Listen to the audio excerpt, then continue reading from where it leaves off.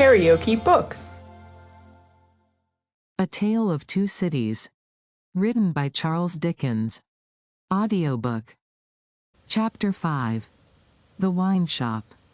A large cask of wine had been dropped and broken in the street. The accident had happened in getting it out of a cart.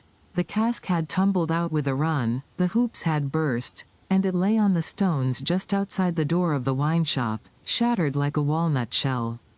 All the people within reach had suspended their business, or their idleness, to run to the spot and drink the wine. The rough, irregular stones of the street, pointing every way and designed, one might have thought, expressly to lame all living creatures that approached them, had dammed it into little pools. These were surrounded, each by its own jostling group or crowd, according to its size. Some men kneeled down, made scoops of their two hands joined, and sipped, or tried to help women, who bent over their shoulders, to sip, before the wine had all run out between their fingers. Others, men and women, dipped in the puddles with little mugs of mutilated earthenware, or even with handkerchiefs from women's heads, which were squeezed dry into infants' mouths. Others made small mud embankments, to stem the wine as it ran. Others, directed by lookers-on up at high windows, darted here and there, to cut off little streams of wine that started away in new directions. Others devoted themselves to the sodden and lee-dyed pieces of the cask, licking, and even champing the moister wine-rotted fragments with eager relish. There was no drainage to carry off the wine, and not only did it all get taken up, but so much mud got taken up along with it, that there might have been a scavenger in the street, if anybody acquainted with it could have believed in such a miraculous presence.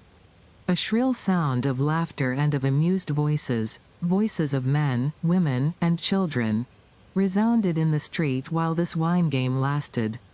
There was little roughness in the sport, and much playfulness. There was a special companionship in it, an observable inclination on the part of every one to join some other one, which led, especially among the luckier or lighter-hearted, to frolicsome embraces, drinking of healths, shaking of hands, and even joining of hands and dancing, a dozen together.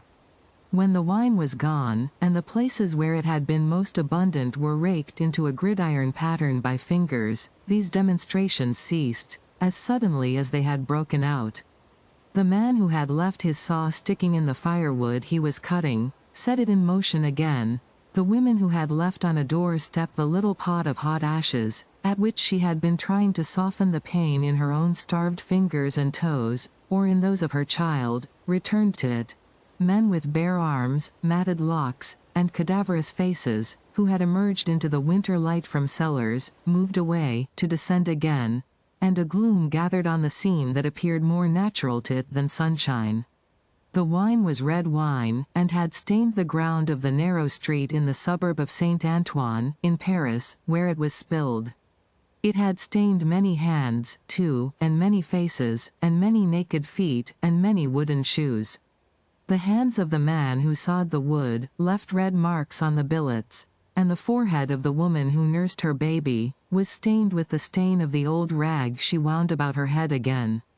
Those who had been greedy with the staves of the cask had acquired a tigerish smear about the mouth, and one tall joker so besmirched, his head more out of a long squalid bag of a nightcap than in it, scrawled upon a wall with his finger dipped in muddy wine-lees, blood. The time was to come when that wine too would be spilled on the street stones, and when the stain of it would be read upon many there. And now that the cloud settled on Saint Antoine, which a momentary gleam had driven from his sacred countenance, the darkness of it was heavy, cold, dirt, sickness, ignorance, and want, were the lords in waiting on the saintly presence, nobles of great power all of them, but most especially the last. Samples of a people that had undergone a terrible grinding and regrinding in the mill, and certainly not in the fabulous mill which ground old people young, shivered at every corner, passed in and out at every doorway, looked from every window, fluttered in every vestige of a garment that the wind shook. The mill which had worked them down was the mill that grinds young people old.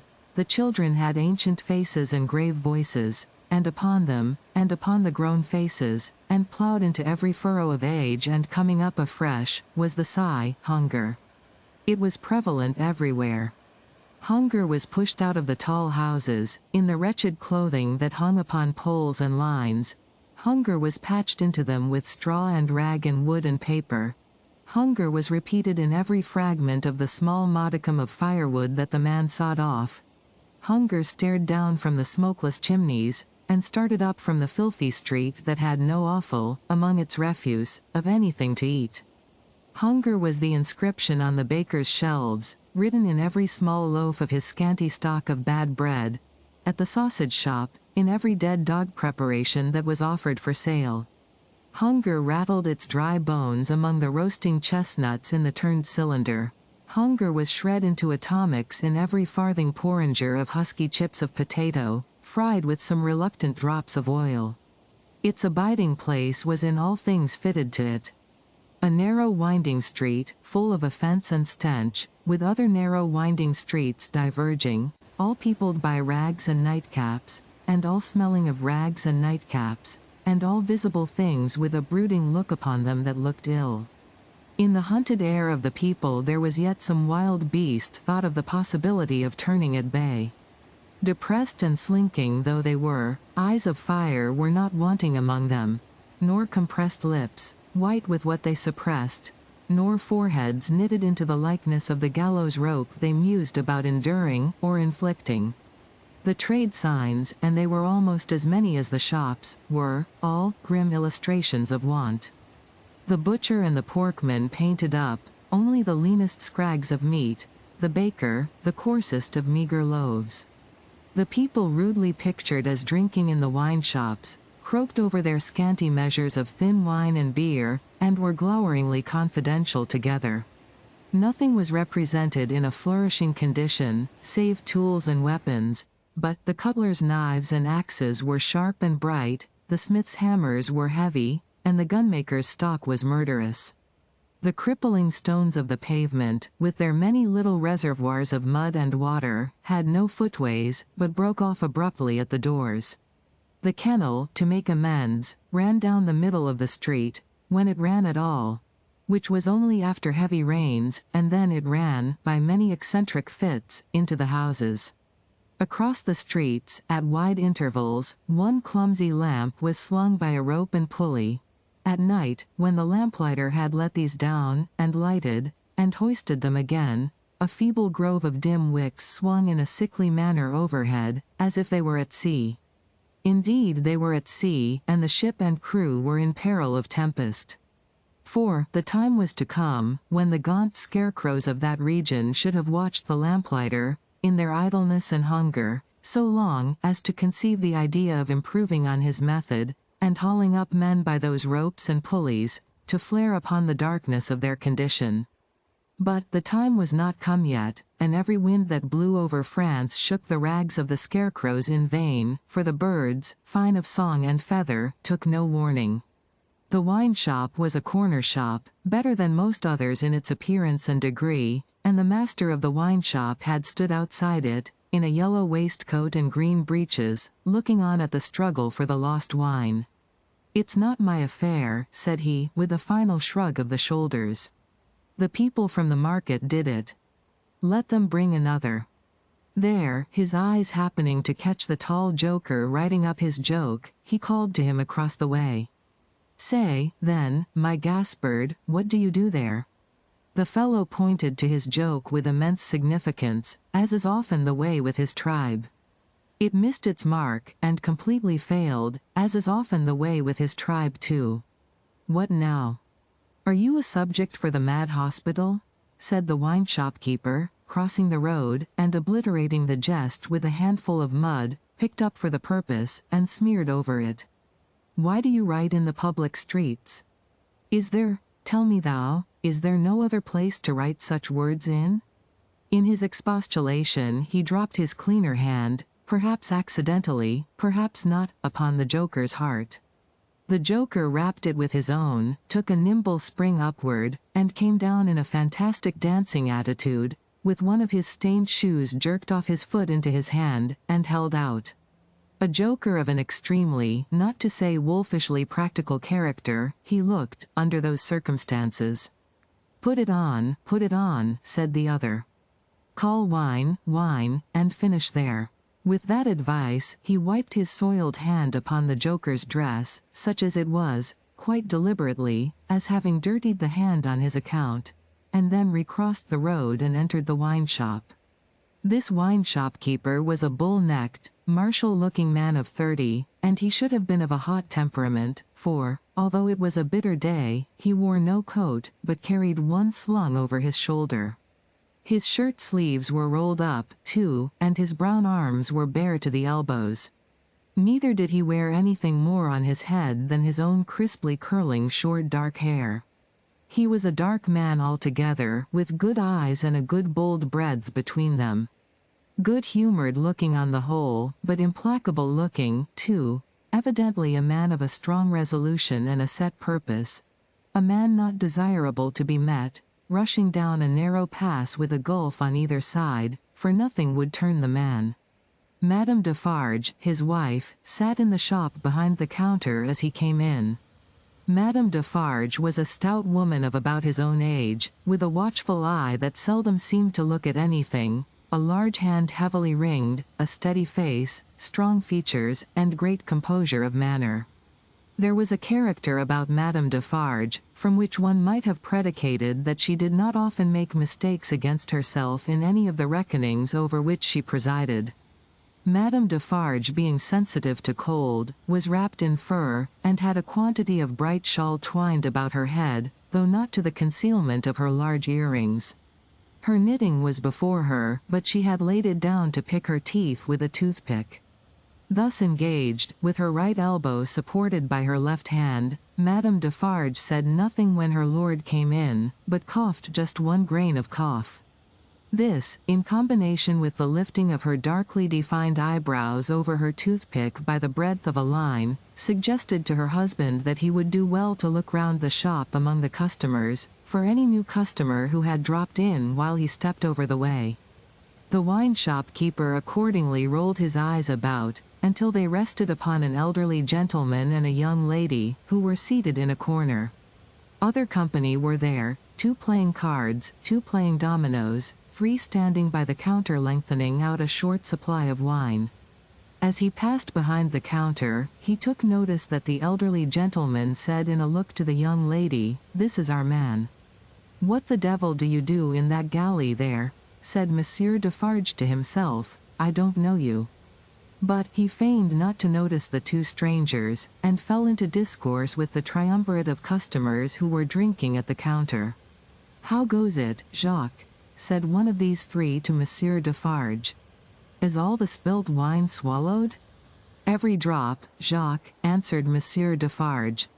When this interchange of Christian name was effected, Madame Defarge, picking her teeth with her toothpick, coughed another grain of cough, and raised her eyebrows by the breadth of another line. "It is not often," said the second of the 3, addressing Monsieur Defarge, "that many of these miserable beasts know the taste of wine, or of anything but black bread and death. Is it not so, Jacques?" "It is so, Jacques," Monsieur Defarge returned. At this second interchange of the Christian name, Madame Defarge, still using her toothpick with profound composure, coughed another grain of cough, and raised her eyebrows by the breadth of another line. The last of the 3 now said his say, as he put down his empty drinking vessel and smacked his lips. "Ah! So much the worse. A bitter taste it is that such poor cattle always have in their mouths, and hard lives they live, Jacques. Am I right, Jacques?" "You are right, Jacques," was the response of Monsieur Defarge. This third interchange of the Christian name was completed at the moment when Madame Defarge put her toothpick by, kept her eyebrows up, and slightly rustled in her seat. "Hold then." "True," muttered her husband. "Gentlemen, my wife." The 3 customers pulled off their hats to Madame Defarge, with 3 flourishes. She acknowledged their homage by bending her head, and giving them a quick look. Then she glanced in a casual manner round the wine shop, took up her knitting with great apparent calmness and repose of spirit, and became absorbed in it. "Gentlemen," said her husband, who had kept his bright eye observantly upon her, "good day. The chamber, furnished bachelor fashion, that you wished to see, and were inquiring for when I stepped out, is on the 5th floor. The doorway of the staircase gives on the little courtyard close to the left here," pointing with his hand, "near to the window of my establishment. But, now that I remember, one of you has already been there, and can show the way. Gentlemen, adieu." They paid for their wine, and left the place. The eyes of Monsieur Defarge were studying his wife at her knitting when the elderly gentleman advanced from his corner, and begged the favour of a word. "Willingly, sir," said Monsieur Defarge, and quietly stepped with him to the door. Their conference was very short, but very decided. Almost at the first word, Monsieur Defarge started and became deeply attentive. It had not lasted a minute when he nodded and went out. The gentleman then beckoned to the young lady, and they, too, went out.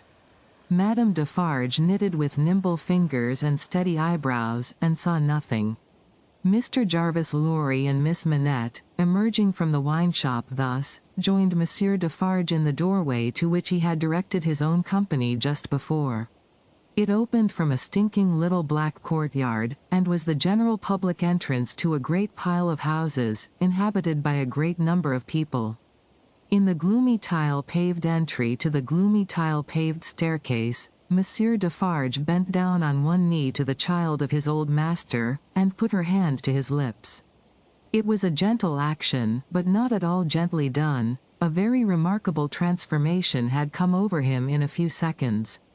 He had no good humour in his face, nor any openness of aspect left, but had become a secret, angry, dangerous man. "It is very high, it is a little difficult. Better to begin slowly." Thus, Monsieur Defarge, in a stern voice, to Mr. Lorry, as they began ascending the stairs. "Is he alone?" the latter whispered. "Alone. God help him, who should be with him," said the other, in the same low voice. "Is he always alone, then?" "Yes." "Of his own desire?"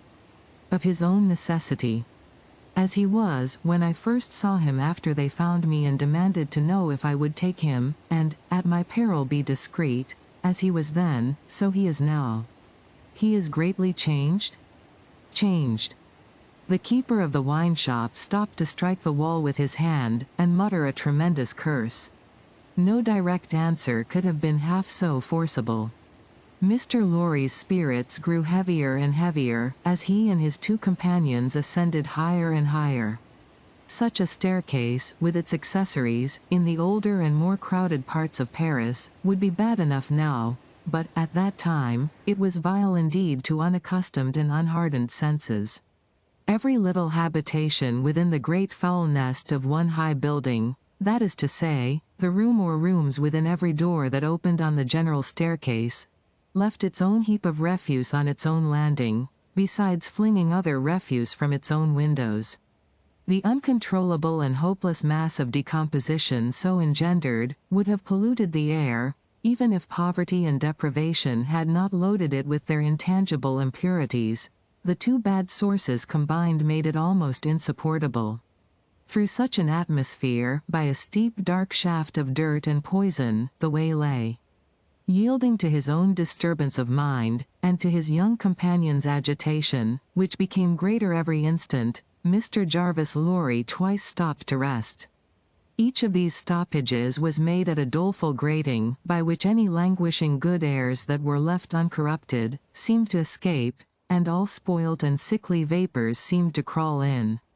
Through the rusted bars, tastes, rather than glimpses, were caught of the jumbled neighbourhood, and nothing within range, nearer or lower than the summits of the two great towers of Notre Dame, had any promise on it of healthy life or wholesome aspirations. At last, the top of the staircase was gained, and they stopped for the third time. There was yet an upper staircase, of a steeper inclination and of contracted dimensions, to be ascended, before the garret story was reached.